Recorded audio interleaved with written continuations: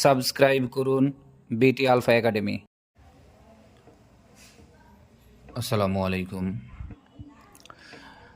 বিটি alpha academy YouTube চ্যানেলে আপনাদের স্বাগতম।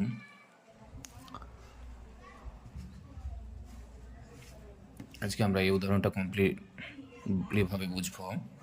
এ equal to I to the power J K plus 3c to the power 4 power m by n। এখানে মৌলিক কিছু আমাদের মনে রাখতে হবে। যদি ভিত্তি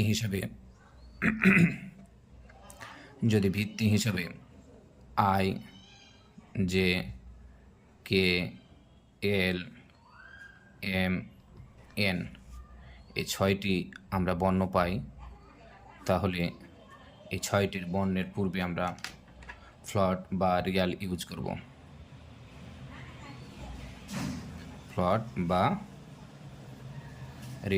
করব। এখানে আরেকটি কথা মনে রাখতে চাই, বর্ণগুলো আমরা সবগুলাই ক্যাপিটাল লেটারে নয়তো স্মল লেটারে ইউজ করব।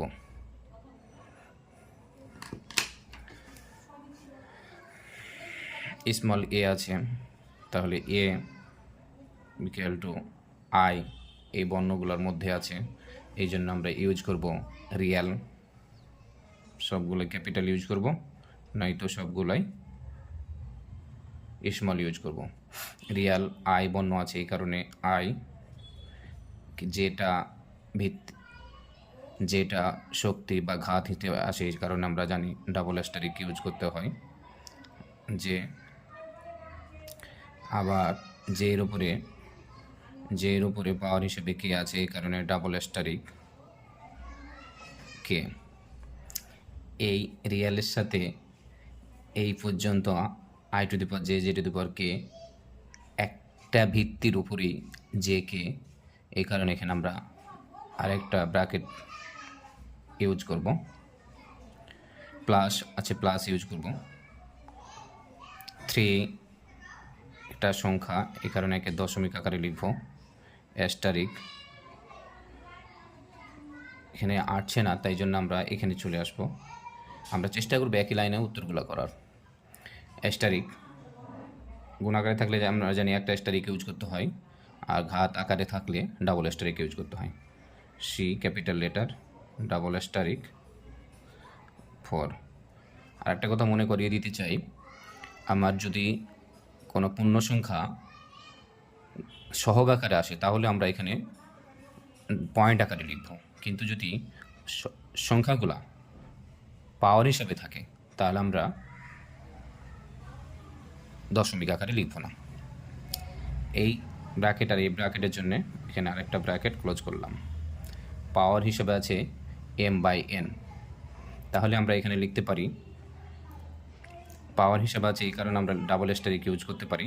ডাবল অ্যাস্টারিক এইখানে m বাই n আছে, এটা ভগ্নাংশ আকারে থাকলে আমরা এখানে ফ্লট ইউজ করব। FLOAT ফ্লট। m ভাগ আকারে থাকলে স্ল্যাশ, প্লট এন্ড। এইখানে ব্র্যাকেটটা ক্লোজ করে দেব। এখানে আমরা ফ্লট অথবা রিয়াল দুটাই ইউজ করতে পারবো। এবার আমরা আরেকটি উদাহরণ শিখব। S1 equal to S0 plus V0 into T plus half A into T square. তো এখানে আরেকটি কথা আমাদের মনে রাখতে হবে, যদি ভিত্তি হিসাবে যেমন এখানে 1, এখানে নট বা 0 আকারে থাকে, তাহলে আমাদের S1টাকে আমরা এই S1 পাশাপাশি লিখব। যখন আমরা ফোরট্রানে কনভার্ট করব, তখন S ভিত্তি 1কে আমরা S1 পাশাপাশি লিখব।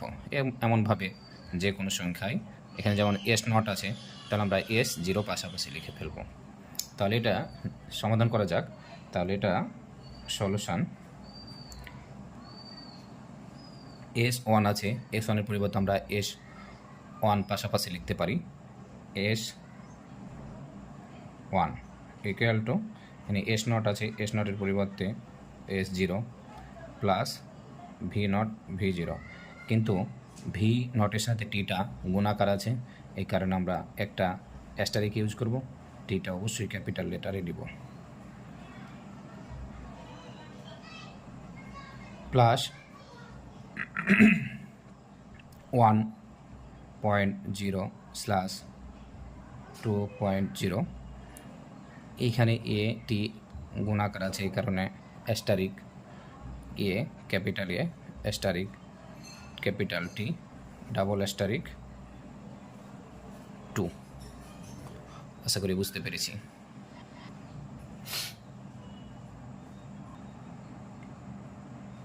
ওয়ানের কারণে আমরা 1.0, ভাগ থাকলে আমরা জানি স্ল্যাশ ইউজ করব।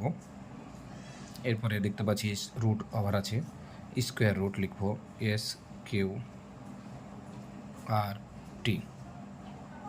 স্কোয়ার রুটের ভিতরে আমরা দেখতে পাচ্ছি কি আছে, 2 পাই সিগমা।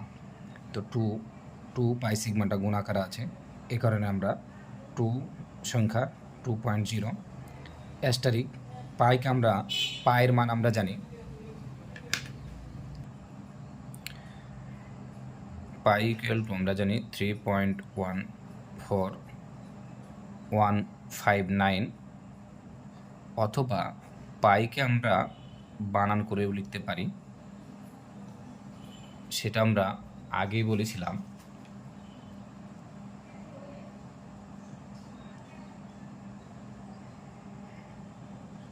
পিআই বানান করেও লিখতে পারি। তাহলে স্কোয়ার রুট 2.0 অ্যাস্টারিক পাইকে আমরা বানান করে লিখতে পারি। বইয়ে 3.14159 ইউজ করা আছে, আমরা এখানে ওটা যেহেতু করা আছে আমরা এটা একটা বানান দিয়ে করে দেখি। পিআই বানান করে লিখে ফেলব।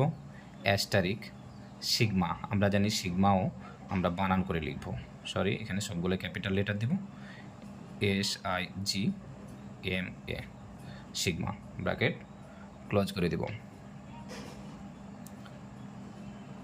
তারপরে এখানে দেখতে পাচ্ছি আমরা এটা আবার গুণাকার আছে এই পদটার সাথে, অ্যাস্টারিক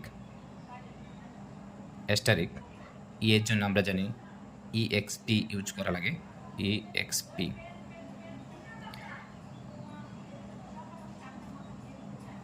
মাইনাস আছে, মাইনাসের জন্য মাইনাস আমরা জানি, মাইনাসের জন্য মাইনাস দিলাম। আবার এক্স আছে, এক্স মাইনাস আছে, এম থাকলে আমরা জানি উপরে আমরা শিখেছিলাম IJKLMN, যদি থাকে তাহলে তাদের পূর্বে আমরা ফ্লট অথবা রিয়াল ইউজ করতে পারি। তো আমরা এখানে ফ্লট ইউজ করব, FLOAT ফ্লট এম,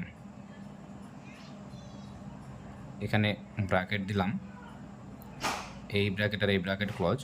এখানে আমরা দেখতে পাচ্ছি হোল স্কোয়ার আছে, হোল স্কোয়ার থাকলে আমরা জানি এক কথায় পাওয়ার যদি থাকে তাহলে আমরা জানি ডাবল অ্যাস্টারিক ইউজ করতে হয়, ডাবল অ্যাস্টারিকের পর পাওয়ার আছে 2, এই কারণে 2। আবার এখানে আমরা দেখতে পাচ্ছি ভাগ আকারে আছে, তাহলে ভাগ আকারে থাকলে আমরা জানি স্ল্যাশ ইউজ করা লাগে, 2.0 অ্যাস্টারিক, এখানে আবার আমরা সিগমা লিখে ফেলব।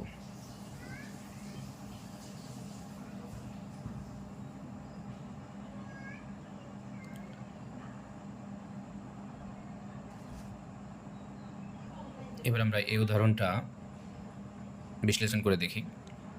এখানে একটি কথা মনে রাখবো যে যদি এই ভগ্নাংশ সংখ্যাটা আমরা হাফকে আমরা 1.0/2.0 লিখতে পারি, আবার এই হাফ সংখ্যাটাকে আমরা 0.5ও লিখতে পারি। আরেকটি কথা আমাদের মনে রাখতে হবে, এখানে দেখতে পাচ্ছি আমাদের লন আছে, লনের ঋণাত্মক মান গ্রহণযোগ্য নয়, এই কারণে লনের পরে যে মানটা থাকবে অবশ্যই আমাদের এখানে ধনাত্মক মান আসতে হবে। আবার এখানে আর একটা জিনিস আমাদের মনে রাখতে হবে, এখানে যেহেতু মডুলাস আছে, মডুলাসের জন্য আমাদের অ্যাবসোলিউট ব্যবহার করা লাগবে।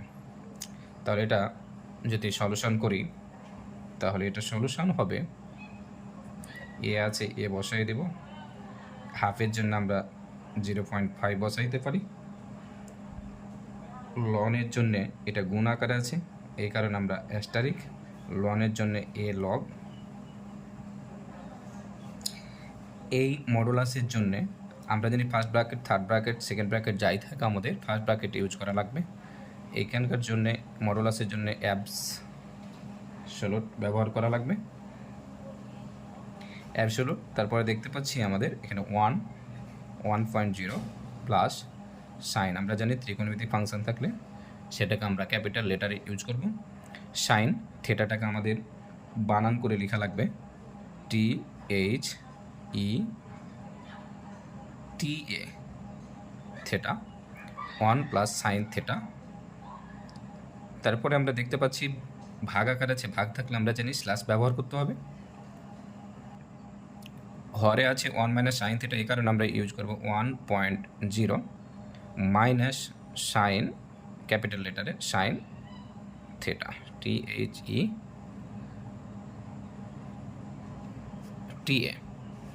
Sign theta. এখানে আরেকটি কথা আমাদের মনে রাখতে হবে, যেহেতু মডুলাসের ভিতরে ফাংশনটা ভগ্নাংশ আকারে আছে, এই কারণে আমাদের এখানে আমরা অ্যাবসোলুট কথাটা লবে আলাদাভাবে এবং হরে আলাদাভাবে লিখতে পারি।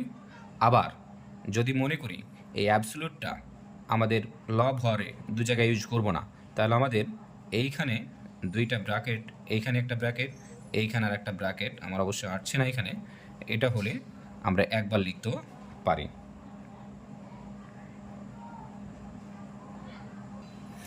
আজকের মতো এইখানেই, আল্লাহ হাফেজ। পরবর্তীতে আরও ভিডিও পেতে আমার চ্যানেলটি সাবস্ক্রাইব করুন।